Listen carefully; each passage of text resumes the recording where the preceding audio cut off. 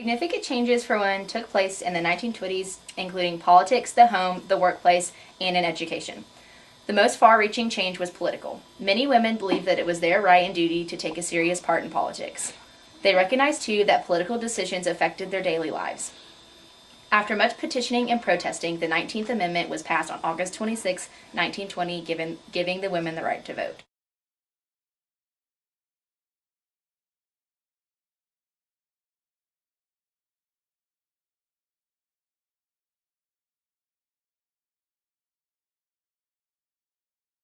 Many temperance movements that emerged in the United States included men and women from varying ethnic, religious, social, economic, and political groups.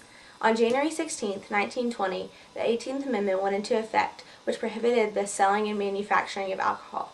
Then, on December 15, 1933, the 21st Amendment was ratified, which repealed the 18th Amendment, making alcohol once again legal. This was the first and only time in U.S. history that an amendment had been repealed.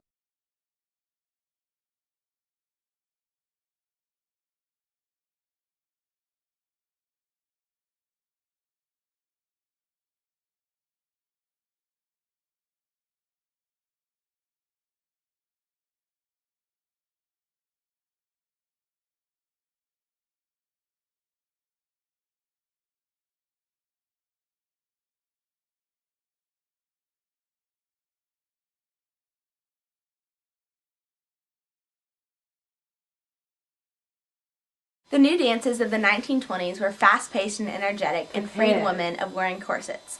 They were an escape from the horror of war and an opportunity to release pent-up emotions created by the restricted lifestyles forced on the public by the war effort.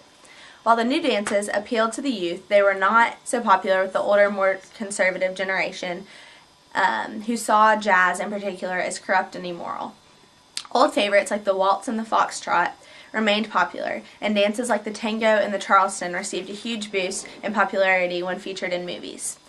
After the 19th Amendment was passed, women became more daring and dancing in public became more common.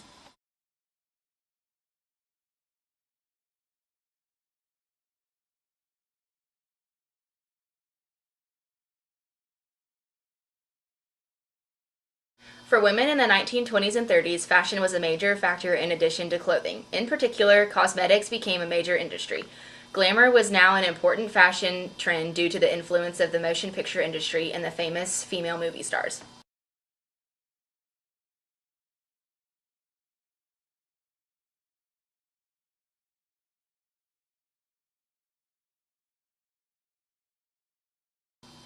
Flappers were a new breed of young Western women in the 1920s who wore short skirts, bobbed their hair, and listened to jazz. Flappers were seen as self-confident for wearing excessive makeup, drinking, smoking, and driving automobiles.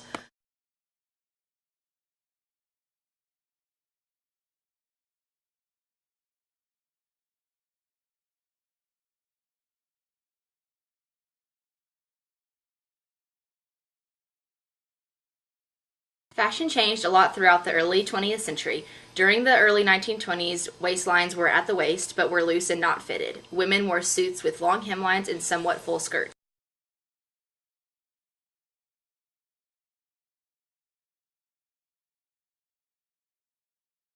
By 1928, hemlines had rose to the knee and dresses became more fitted. Women celebrating such liberties as the right to vote were now more daring than ever before.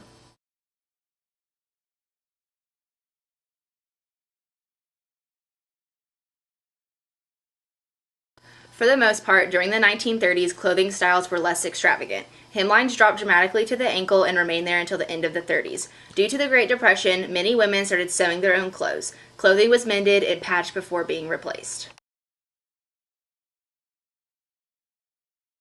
The expectation of women in the 1920s was that they should concern themselves with the home, children, and religion, while men took care of business and politics.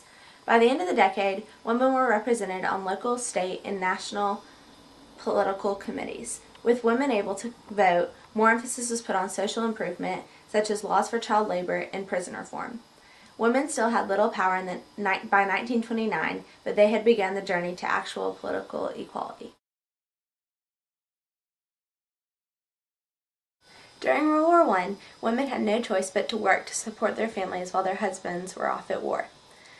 With the ending of the war, all the men came home and wanted their old jobs back, but women wanted to stay in the workforce. So women stayed in their working positions but were paid less and had less benefits.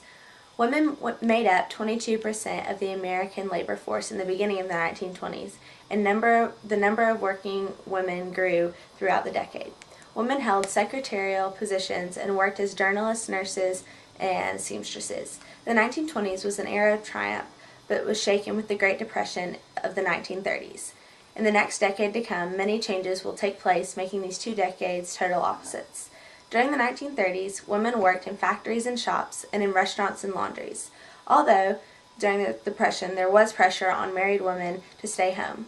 The issue of whether married women should work was chewed over constantly by the newspapers and magazines. Despite all this, the number of married women who worked continued to increase throughout the decade.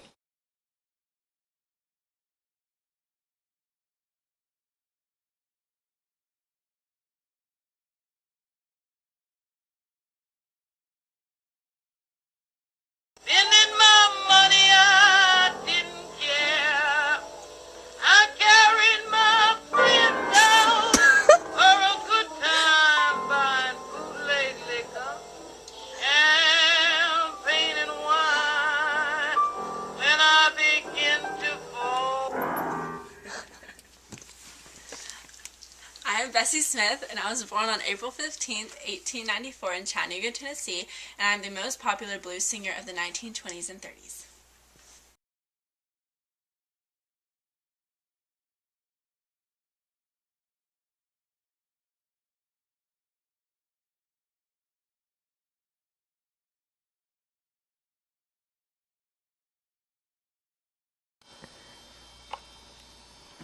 My name is Amelia Earhart, and I was the first female to fly solo across the Atlantic Ocean.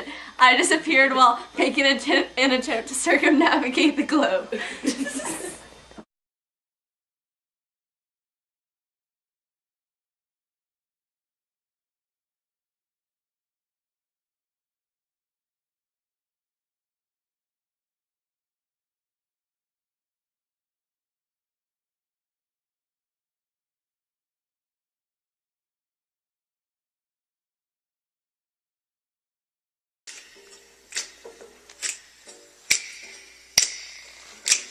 Never know how much I love you. Never know how much I care. When you put your arms around me, I get a fever that's so hard to bear. You give me fever. When you I'm Ella Fitzgerald, and I'm an American jazz and song vocalist. Over the course of my 59 recording years, I'm the winner of 13 Grammy Awards.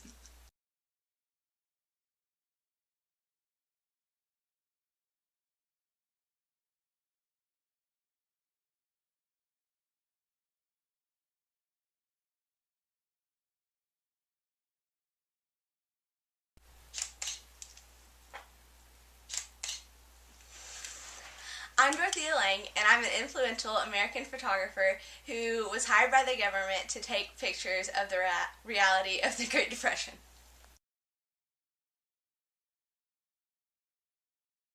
Miss Marian Anderson.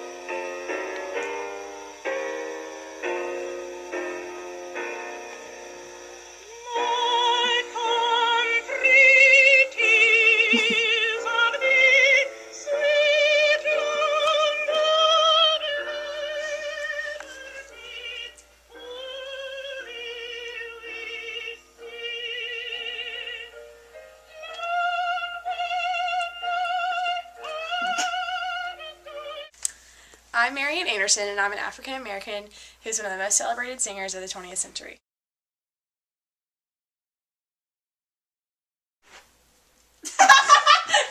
It's Amelia Earhart. I was the first female. The beginning of the decade saw women sewing more. What? Clothing styles were less extravagant to the... Sorry, I don't know why I did that. I hate you. I just breathed in for a second. I'm sorry. Women were represented on local, state, and national. They should concern themselves.